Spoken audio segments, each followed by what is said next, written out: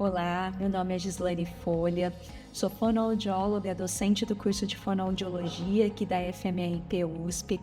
Primeiro, eu gostaria de agradecer muito à professora Débora pela organização desse evento, que eu sei o quanto é importante para pessoas que sofrem com DTM terem acesso à informação, ao tratamento adequado. Então, parabéns, Débora, e obrigada por me deixar fazer parte, por me convidar a fazer parte desse evento. Bom, vocês devem estar pensando assim, como que a fonoaudiologia pode me ajudar? Né? Quem é o fonoaudiólogo pensando nesse universo da DTM? E eu vou contar um pouquinho para vocês. Às vezes nós pensamos no papel do fonoaudiólogo na audição, na linguagem, né, trabalhando com crianças. E, de fato, o fonoaudiólogo, ele trabalha nessas questões. Porém, é importante a gente ressaltar também que, assim como na fisioterapia, na medicina, na odontologia, existem várias especializações, também na fonoaudiologia nós temos várias áreas. Uma delas é a motricidade orofacial, que é uma especialidade do fonoaudiólogo que trabalha com tudo relacionado a essa musculatura facial, alguns músculos também da região cervical e da boca, tá? Então, motricidade, quer dizer, o modo que nós movimentamos, né? Essa musculatura orofacial. E o fonoaudiólogo que atua nessa área, ele vai fazer o diagnóstico dos distúrbios, ou seja, das alterações miofuncionais dessa musculatura e da forma como essa musculatura está funcionando, o que é muito comum na desordem temporomandibular ou disfunção temporomandibular. É muito comum nós vermos pessoas, e aí talvez algumas pessoas que estejam aqui hoje me ouvindo se identifiquem, com dificuldade de mastigar certos alimentos, alimento que a gente não pode nem ver, né? A gente evita. Então, porque dói, porque estala. Algumas pessoas evitam, por exemplo, abocanhar uma maçã com medo de travar, com medo de ter um ruído, com medo de sentir dor. Isso acontece. Às vezes começam a falar com uma articulação mais travada, mais fechada, para evitar, né, desencadear uma dor, um quadro maior.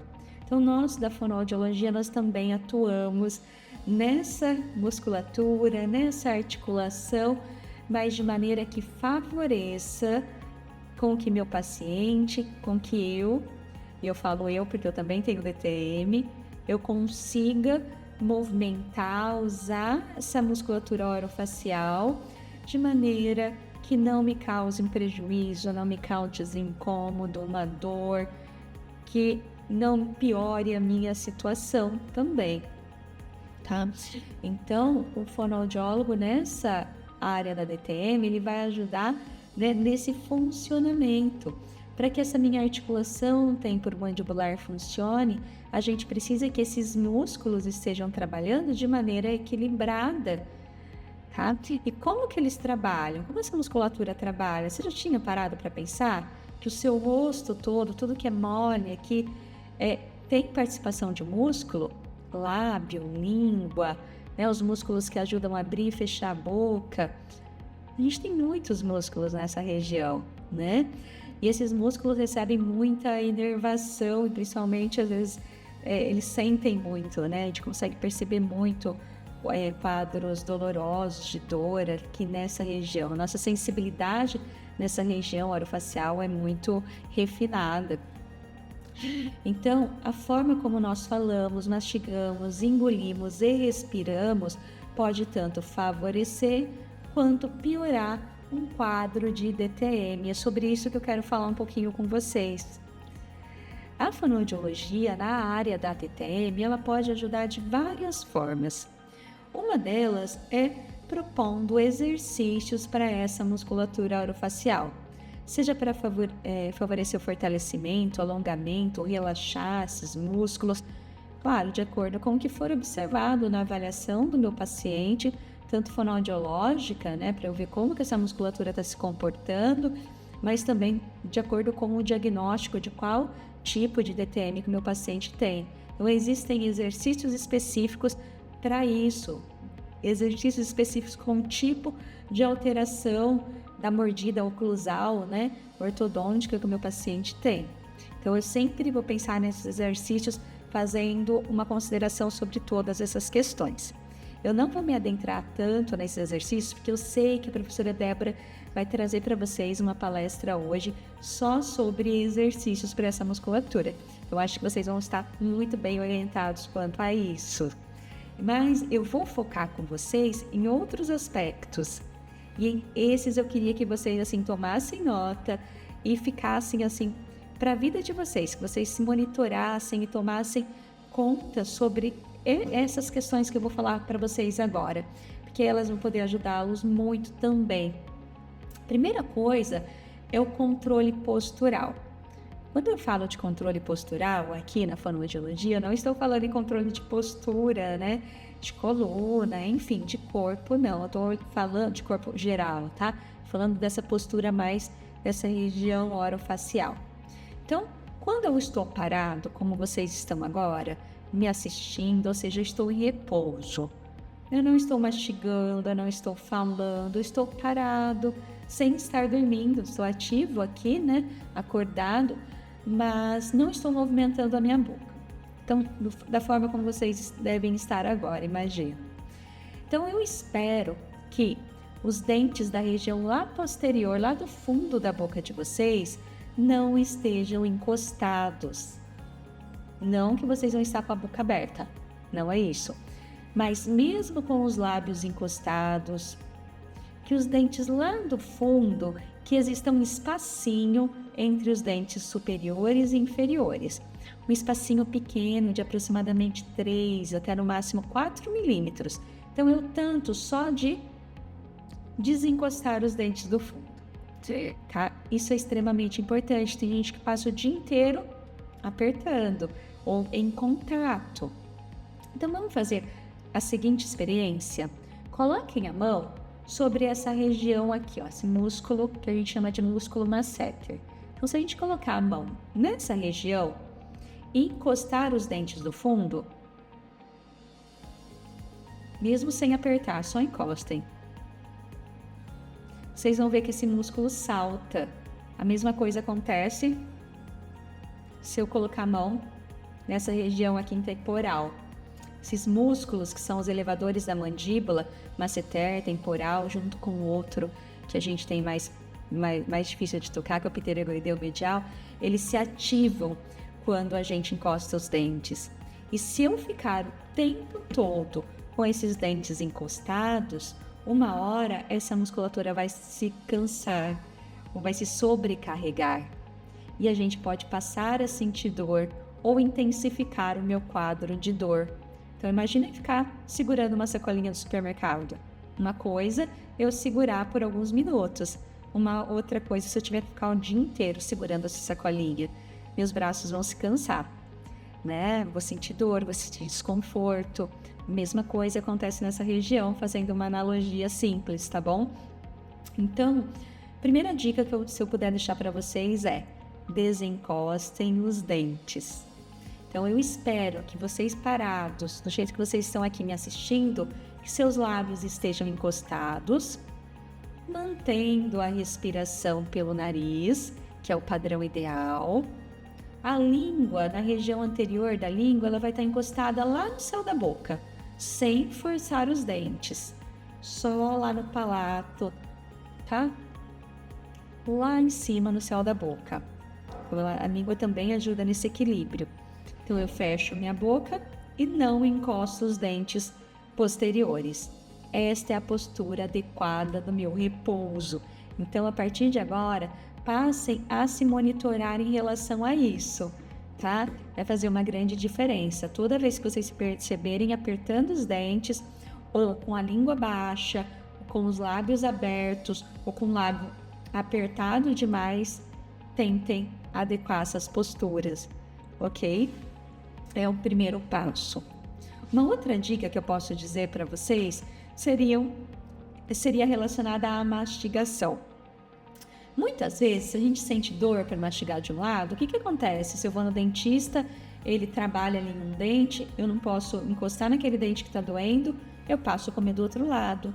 A gente faz isso de maneira quase que inconsciente ou automática até, né?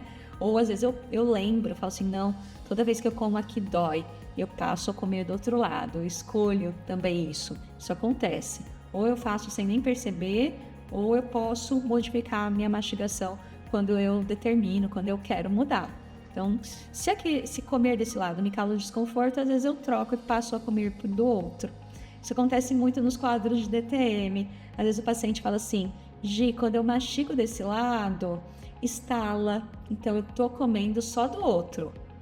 Isso aconteceu comigo ontem, uma pessoa me procurou me contando isso. E eu falei, não faça isso. Por quê? Você às vezes desequilibra uma balança que já é tão delicada, tá?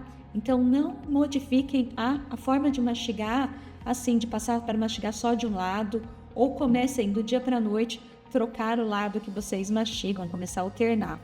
Uma dica que eu deixo é pessoas que têm dor ao mastigar, que têm alguma dificuldade relacionada à mastigação e tem DTM, o ideal seria que essas pessoas mastigassem dos dois lados ao mesmo tempo. Então, como é isso? Eu coloco o alimento na boca, divido, posso até dar uma mordida ou outra, se for uma bolacha, um biscoito mais duro, mas eu coloco o alimento dos dois lados ao mesmo tempo e vou fazer movimentos mais verticais com o alimento dos dois lados da minha boca ao mesmo tempo. Claro, quando eu terminar de triturar esse alimento, minha língua vai recolher ele, vai centralizar para que eu engula. Mas enquanto eu estiver triturando o alimento, seria interessante que eu tivesse alimento dos dois lados da minha boca simultaneamente. Então essa é uma técnica de mastigação bilateral simultânea que pode ser muito favorável nos casos de DTM, especialmente num quadro mais agudo, tá? Ou num quadro de dor ou com muito desequilíbrio. Então é uma sugestão para vocês. Claro que uma avaliação mais específica vai poder direcionar melhor se você pode mastigar dos dois lados, alternando. Mas, a princípio, essa é uma sugestão que pode favorecer. Tá? Outras técnicas, né, de relaxamento, tanto corporal, de ombro, de pescoço, podem ajudar muito também a diminuir essa tensão muscular que poderia agravar a DTM.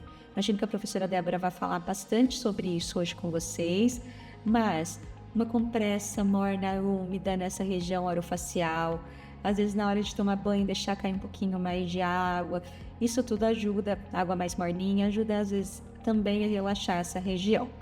Tem um exercício, um reflexo que eu sempre indico para os meus pacientes. A gente chama de reflexo linguopapilo-alveolar. A professora Cláudia de Felício, que estudou muito nessa área, falava muito sobre esse reflexo. Então, no que ele consiste? Em desocluir, desencostar meus dentes posteriores e, com a pontinha da minha língua, eu fazer um carinho, como se fosse uma coceguinha, bem suave, tá? Lá nessas ruguinhas que tem no céu da boca, atrás dos meus dentes de cima. Passem a língua atrás dos dentes de cima, superiores, indo em direção ao palato. Vocês vão perceber que tem umas ruguinhas, tá? Então, nessas papilas transversais retropalatinas, falando de maneira acadêmica. Mas essas ruguinhas, se a gente ir de maneira bem delicada, passando a língua um pouquinho para frente, um pouquinho para trás, o movimento é bem curtinho, tá? Só o tanto de passar em cima dessas ruguinhas, de maneira sutil, sem apertar, com os dentes do fundo separados, desencostados. É uma técnica que também favorece o relaxamento, especialmente dessa musculatura de laringe, de faringe, de toda uma musculatura que está associada aqui com essa região orofacial e até mesmo musculatura elevadora da mandíbula. Então, mais uma dica que eu deixo para vocês, tá? Então, desencostem os dentes, se atentem, né? Para quando estiverem parados, estarem com o lábio vedado, língua no céu da boca, dentes do fundo desencostados. Quando estiverem mastigando, principalmente quando tiverem mais dificuldades, mastiguem alimento dos dois lados ao mesmo tempo e esse reflexo que é uma terceira dica que pode ajudar vocês também. Uma outra coisa, se atentem a hábitos que são nocivos. A boca foi feita para falar, para mastigar, para engolir, não foi feita para roer unha, para ficar mordiscando objeto, mordendo a bochecha, arrancando pelinha do lábio, tá? Se atentem a isso. Às vezes, se eu fico repetindo isso muito constantemente, eu posso levar a um desequilíbrio na minha ATM. Cuidado com a postura da minha cabeça durante falar o celular ou ficar olhando na internet. Isso tudo também pode ser prejudicial. Se atentem a esse tipo de coisa. Nos dias que vocês estiverem com mais dor, com mais limitação, evitem alimentos muito duros ou mais fibrosos. Prefiram aqueles mais macios, tá? O trabalho para reequilíbrio dessas estruturas é extremamente importante, tá? Então, esse trabalho com a DTM, ele é interdisciplinar. Ele precisa muitas vezes da física, da fono, no dentista.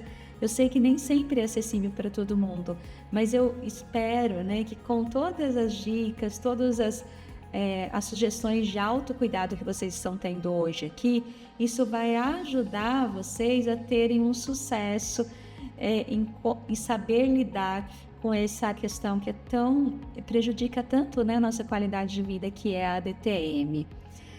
Bom, eu vou encerrar por aqui, mas eu deixo meus contatos para vocês e fico também à disposição para responder as perguntas que vocês tiverem. Um abraço!